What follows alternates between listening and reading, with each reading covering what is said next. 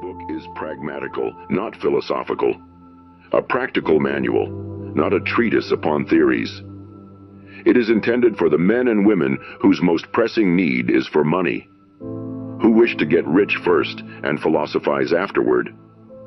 It is for those who have, so far, found neither the time, the means, nor the opportunity to go deeply into the study of metaphysics, but who want results and who are willing to take the conclusions of science as a basis for action, without going into all the processes by which those conclusions were reached. It is expected that the reader will take the fundamental statements upon faith, just as he would take statements concerning a law of electrical action if they were promulgated by a Marconi or Edison, and taking the statements upon faith that he will prove their truth by acting upon them without fear or hesitation. Every man or woman who does this will certainly get rich, for the science herein applied is an exact science, and failure is impossible. For the benefit, however, of those who wish to investigate philosophical theories and so secure a logical basis for faith, I will here cite certain authorities.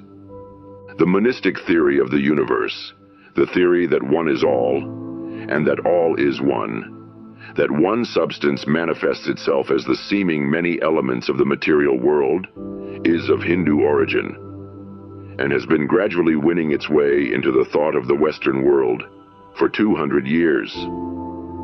It is the foundation of all the Oriental philosophies, and of those of Descartes, Spinoza, Leibniz, Schopenhauer, Hegel, and Emerson.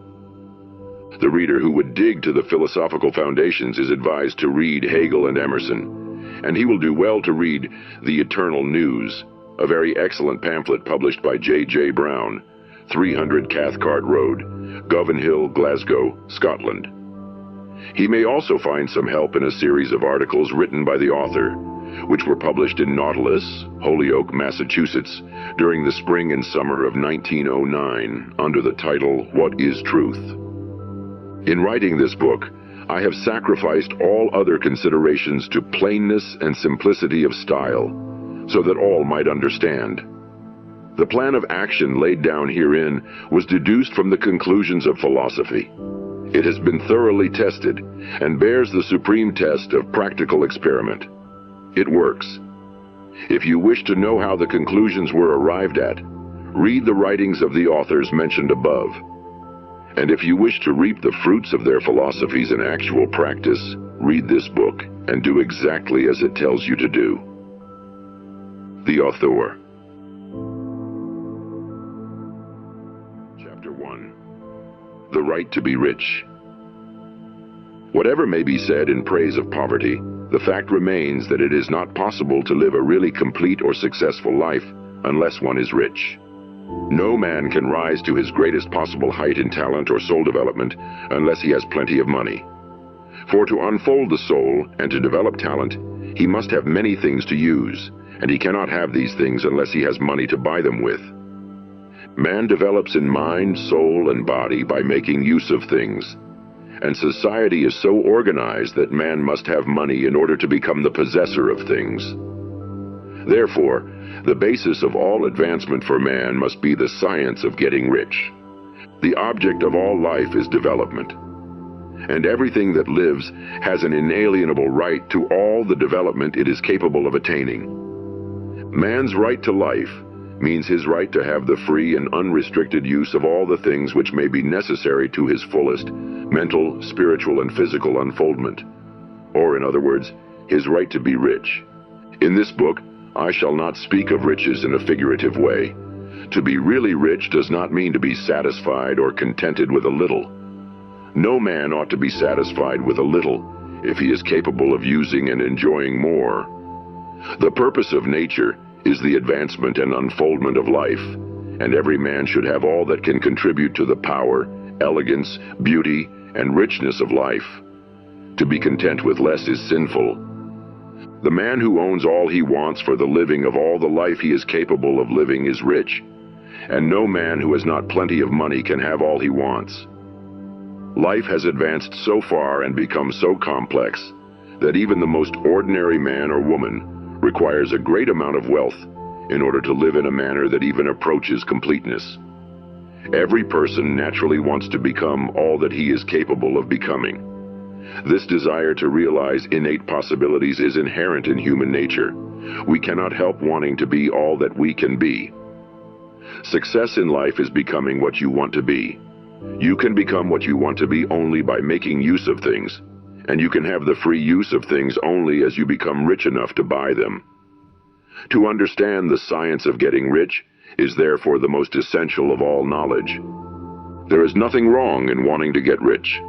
The desire for riches is really the desire for a richer, fuller, and more abundant life, and that desire is praiseworthy. The man who does not. Desire to live more abundantly is abnormal, and so the man who does not desire to have money enough to buy all he wants is abnormal. There are three motives for which we live. We live for the body, we live for the mind, and we live for the soul. No one of these is better or holier than the other. All are alike desirable, and no one of the three, body, mind, or soul, can live fully if either of the others is cut short of full life and expression. It is not right or noble to live only for the soul and deny mind or body, and it is wrong to live for the intellect and deny body and soul. We are all acquainted with the loathsome consequences of living for the body and denying both mind and soul, and we see that real life means the complete expression of all that man can give forth through body, mind, and soul. Whatever he may say, no man can be really happy or satisfied unless his body is living fully in every function, and unless the same is true of his mind and his soul. Wherever there is unexpressed possibility, or function not performed, there is unsatisfied desire. Desire is possibility seeking expression, or function seeking performance. Man cannot live fully in body without good food, comfortable clothing, and warm shelter, and without freedom from excessive toil. Rest and recreation are also necessary to his physical life. He cannot live fully in mind without books and time to study them, without opportunity for travel and observation, or without intellectual companionship. To live fully in mind, he must have intellectual recreations and must surround himself with all the objects of art and beauty he is capable of using and appreciating. To live fully in soul, man must have love, and love is denied expression by poverty. Man's highest happiness is found in the bestowal of benefits on those he loves. Love finds its most natural and spontaneous expression in giving. The man who has nothing to give cannot fill his place as a husband or father, as a citizen, or as a man. It is in the use of material things that man finds full life for his body, develops his mind, and unfolds his soul.